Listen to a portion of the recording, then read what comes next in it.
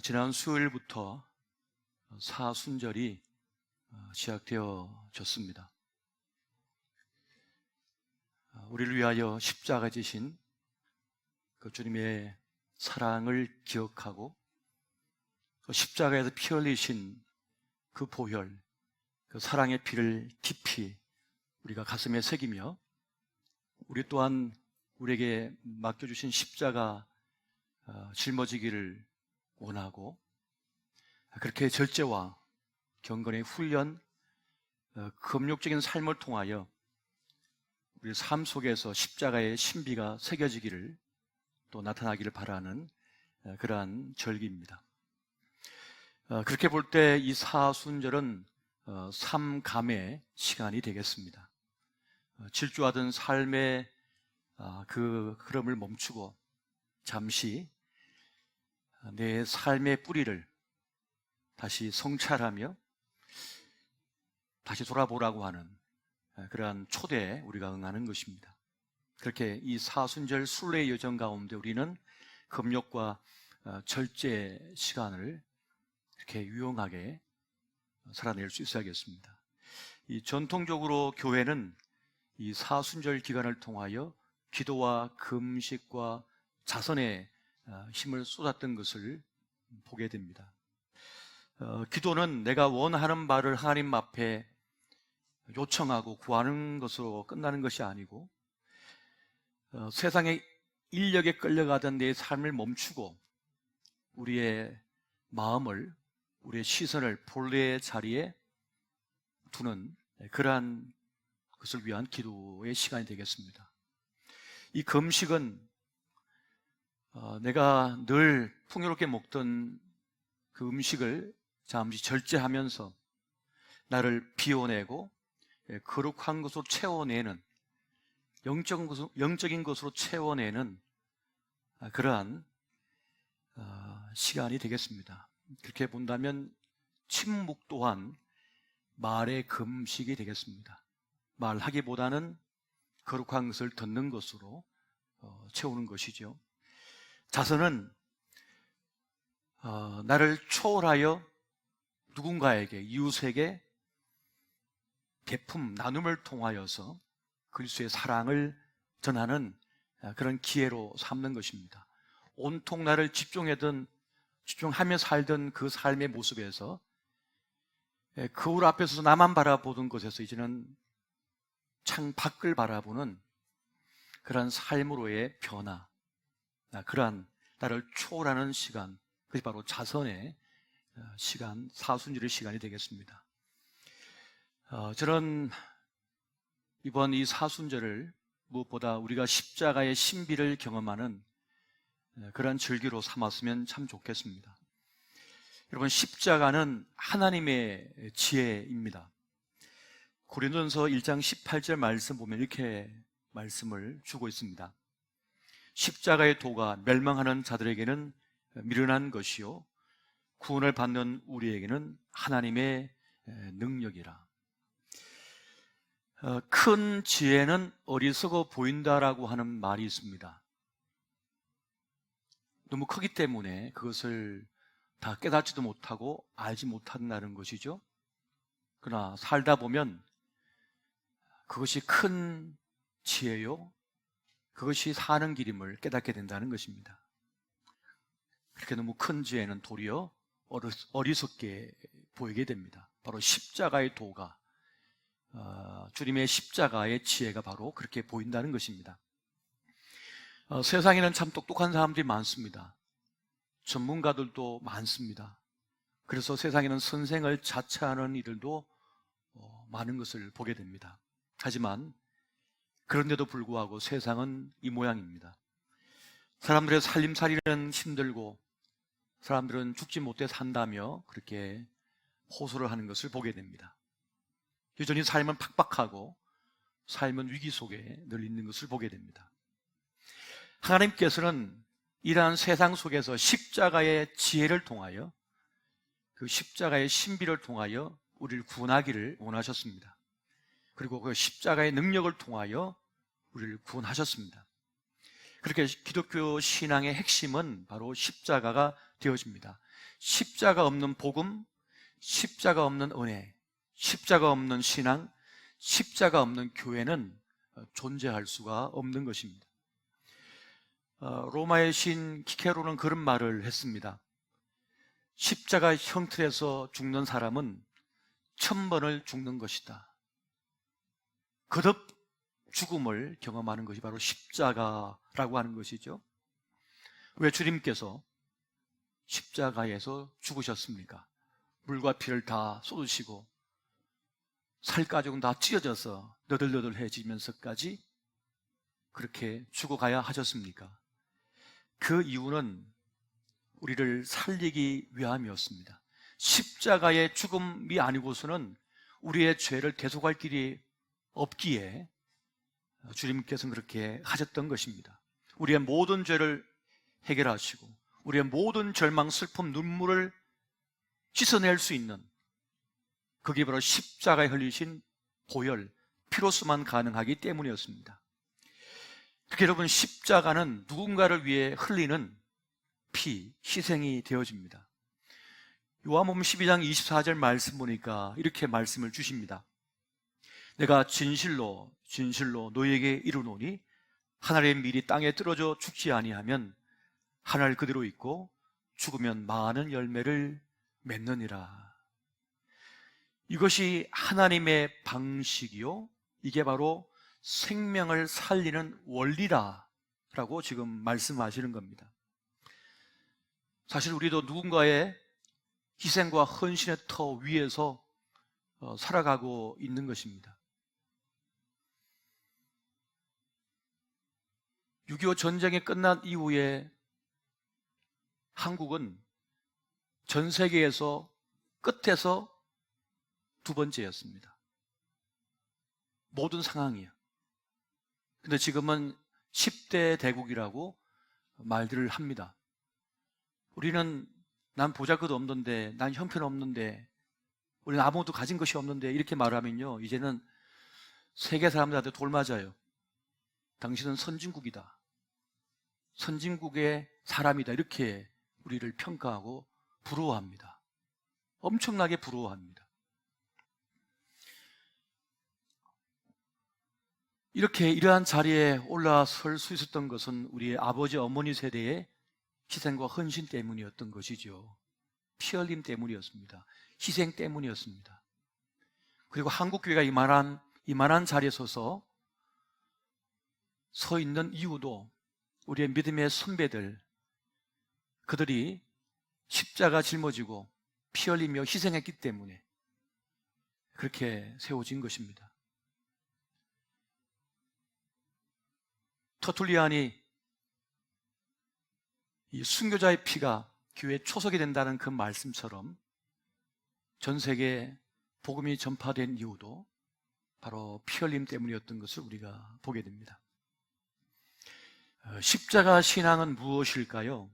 그것은 나를 내려놓으며 나를 부인하는 것이요, 나를 부정하고 하나님을 인정하는 것입니다.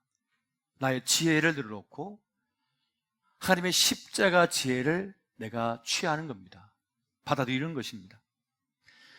세상의 눈으로 볼 때 여러분, 십자가의 지혜는 어리석어 보입니다. 바보 같아 보입니다. 하지만 놀랍게도 십자가는 역전을 시켜버립니다. 죽은 것 같은데 죽지 않고 살아서 한 개인을 변화시키고 가정을 변화시키고 사회를 변화시켜버립니다. 이것이 바로 십자가의 신비인 것이죠. 그렇게 하나님께서는 십자가를 통하여 우리와 세상을 구원하기를 원하셨습니다. 그것이 이기는 길이라고 말씀하는 것입니다. 십자가와는 전혀 상관이 없어 보이는 그 속에서 우리는 십자가의 신비를 발견할 때가 많습니다. 창세기 26장에 보게 되면 이삭의 우물 이야기가 나옵니다. 이삭이 하나님께 축복을 받아서 그의 농사를 지었더니 100배의 소출을 거두어서 거부가 됩니다. 그랬더니 이방 사람들이 그를 시기하고 질투를 합니다. 그래서 아버지 아브라함 때 팠던 그 우물, 그 신선한 물이 나왔던 그 샘을 흙으로 메꿔버립니다. 그리고 쫓아내버립니다. 그래서 목초지와 우물을 뺏겨버려요. 하지만 이삭은 십자가를 선택합니다. 그것을 피하여 그랄 골짜기로 들어갑니다. 그 척박한 땅에서 샘을 팝니다.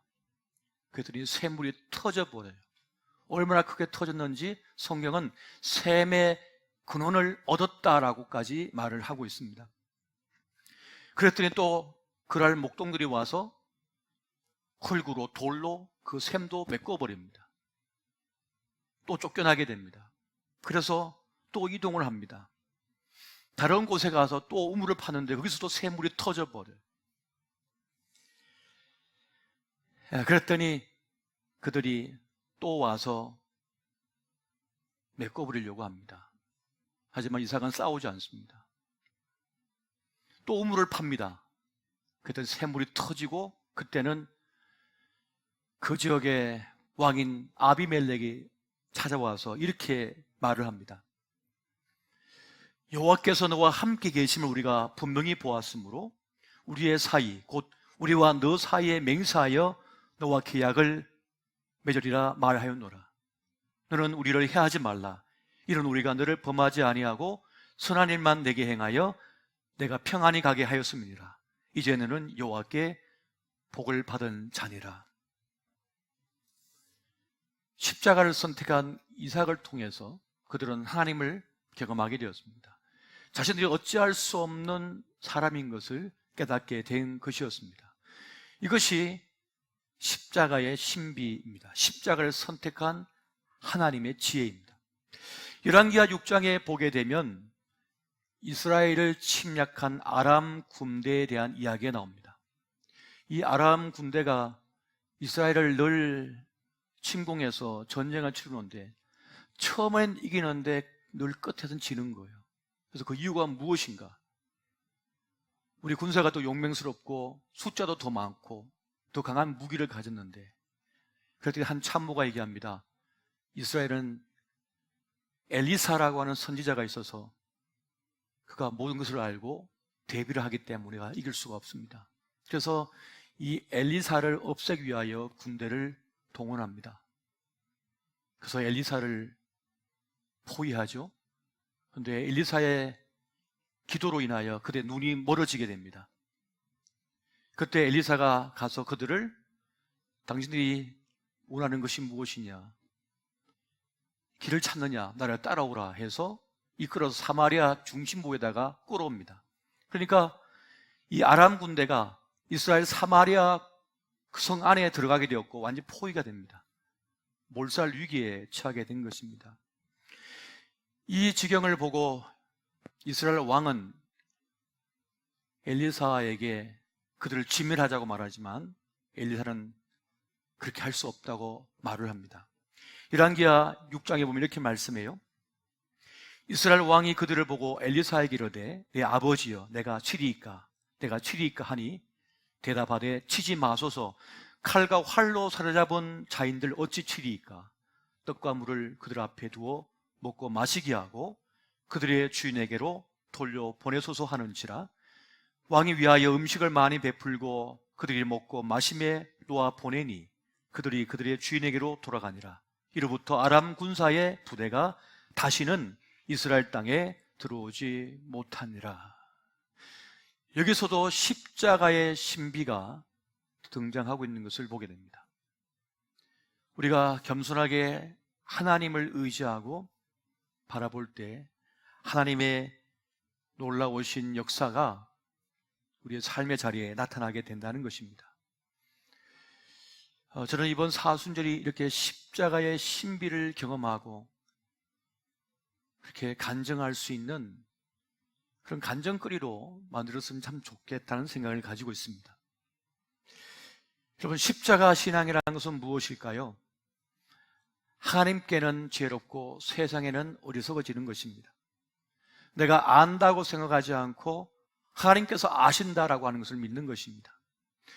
여러분, 세상의 지혜가 있고 하나님의 지혜가 있습니다. 세상의 지혜는 화려합니다. 그리고 논리적이고 분석적입니다. 또 그것은 탁월해 보입니다. 그래서 사람들이 감복을 합니다. 세상의 지혜는 손해보지 않게 만듭니다. 이겨먹게 만듭니다. 그래서 지는 법이 없습니다. 근데 하나님의 지혜는 달라요. 하나님의 지혜는 세상의 지혜에 비하면 뒤처져 보입니다. 어리석어 보입니다. 바보처럼 보이고, 그리고 볼품이 없습니다. 지는 것 같아 보입니다. 손해보는 것 같습니다. 사람들이 알아주지를 않습니다. 근데 놀라운 것은 세상의 지혜는 열매에 있는 것 같으나 쭉정이에요. 하나님의 지혜는 쭉적인 것 같았는데 알곡이에요. 끝이 다르단 말입니다. 여러분, 그러므로 화려해 보이는 세상 지혜보다는 어리석어 보이지만 결국엔 이기게 하고 열매가 있게 하는 하나님의 지혜, 그 십자가의 지혜를 따를 수 있으시기를 예수 이름으로 축원드립니다. 고린도전서 1장 19절부터 20절 말씀을 같이 한번 보겠습니다. 자, 시작. 기록된 바 내가 지혜 있는 자들의 지혜를 멸하고 총명한 자들의 총명을 폐하리라 하였으니 지혜 있는 자가 어디 있느냐? 선비가 어디 있느냐? 이세의 변론가가 어디 있느냐? 하나님께서 이 세상의 지혜를 미련하게 하신 것이 아니냐. 주님께서 세상의 총명과 지혜를 폐하시고 어둡게 하시고 하나님의 지혜로서 역사를 펼쳐 가신다라고 말씀하고 있습니다. 그것이 바로 십자가의 지혜이며 십자가의 신비인 것이죠. 그래서 고린도전서 1장 25절에도 하나님의 어리석음이 사람보다 지혜롭고 하나님의 약하심이 사람보다 강하니라라고 말씀해 주고 있는 것입니다. 그래서 하나님의 지혜는, 이 십자가의 지혜는 강합니다. 실패처럼 보인 일이, 또 진 것처럼 보이는 그 일이 도리어 승리의 단초가 되는 것이죠. 버림이 온전한 믿음의 이유가 된다고 하는 것을 여기서 볼 수가 있습니다. 우리는 사사건건 다 이겨 먹으려고 하거든요. 주차 시비가 왜 일어날까요? 이겨 먹으려고 하기 때문이었습니다. 그래서 저는 골목길에서 자동차를 만나잖아요. 그러면 거의 대부분 후진을 합니다. 비상등 켜고 옆을 피해줍니다.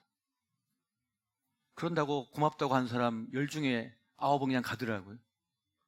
한 사람 정도는 고맙다고 빵빵 그려주기도 하고 손도 흔들어 주는데 9은 그냥 가버려요. 처음에는 좀 억울하기도 했는데 그냥 그런가 보다 하고 계속 그렇게 주는데 마음이 편해요. 그래서 주차 시비 골목길에서 싸울 일이 전혀 없어요. 그런데 기어이 이겨 먹겠다고, 내가 그걸 굴복시키겠다고 하다가는 그냥 한번 양보하면 한 1분이면 끝날 일인데 그게 며칠 가는 일이 될 수도 있고, 그 일로 인하여 더 큰 불상사가 벌어질 때도 있다고 하는 사실을 우리가 알 필요가 있습니다.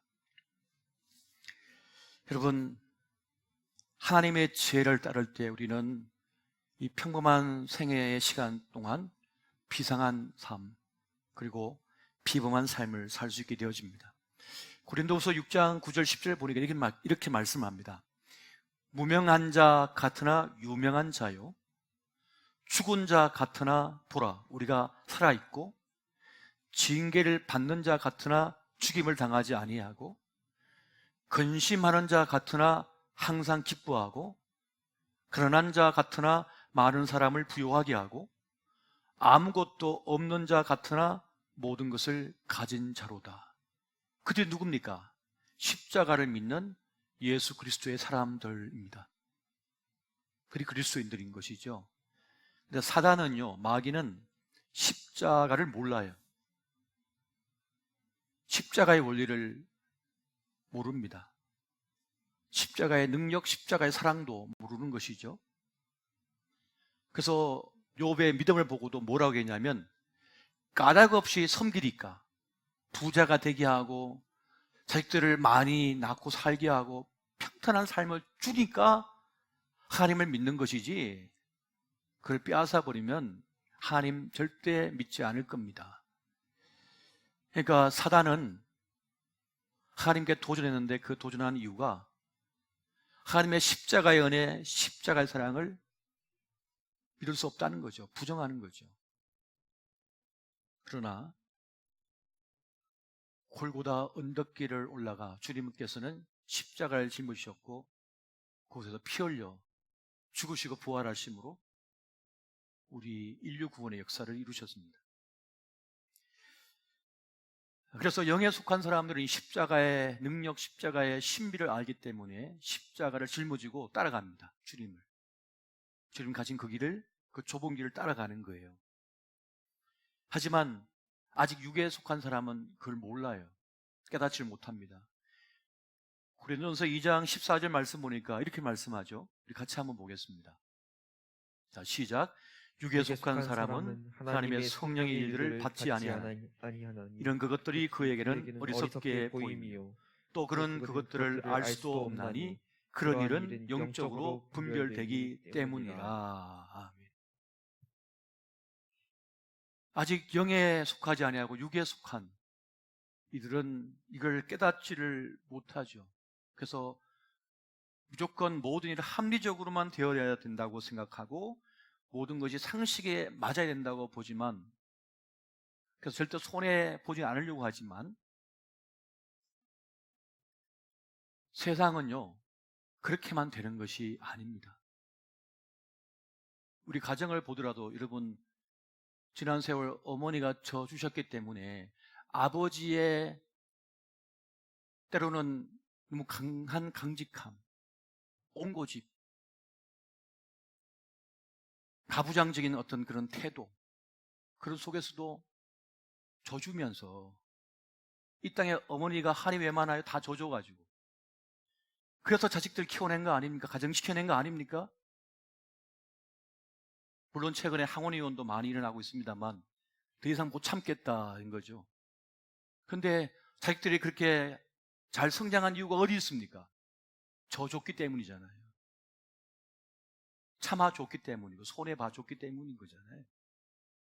물론 어떤 집은 거꾸로인 집도 있겠습니다만 그렇게 져주신 거잖아요. 우리가 잣대를 가지고 다 합리적으로 상식적으로 다 하자, 세상 논리대로 하자라고 한다면 유지될 가정 별로 없을 겁니다. 교회도 마찬가지입니다. 이 사회도 마찬가지입니다. 누군가는 자기의 직분, 본분을 위하여 십자가를 짊어지고 희생했기 때문입니다. 여러분, 불이 막 타오르고 있는데 소방대원이 들어가야 되는데 팔놈이 나를 따라오더라 하는데 니나 가라 하와이, 그러면 어떡할 거예요? 소방대장 혼자 가시오. 월급 많이 받으니까. 나 안 가. 나 1년차인데 왜 주고 내가. 그러면 이런 불 끌 수 있습니까? 누군가는 자기 본분을 다하며 그 자리를 지키고 희생하기 때문에 사람이 살아날 수 있고 가정도 지키고 사회도 지킬 수가 있고 국가도 지킬 수 있는 것이지요. 여러분, 세상의 방식은 손해보지 않는 것이고 합리적이고 상식적이어야 되지만 그러나 하나님의 방식은 다릅니다. 산 높은 곳에 방주를 만들게 하셨어요. 여리고성을 7번 돌게 하셨고 늘 사람들에게 부침을 당하고 외면당하는 그 무명의 어부들을 불러다가 예수님의 제자로 삼으셨습니다. 수제로 삼았어요. 그러니까 하나님의 지혜, 하나님의 십자가의 신비는 세상과 다른 것이란, 근데 그것이 세상을 바꾸고 하나님의 구원의 역사를 이루어냅니다. 이번 사순절 이 순례의 여정을 여러분 십자가 지는 절기로 한번 삼아 보시기 바랍니다. 말 너무 많이 하지 마시고요. 너무 따지지 마시고요. 너무 이겨먹으려고 하지 마시고요. 그냥 말에 금식을 하세요.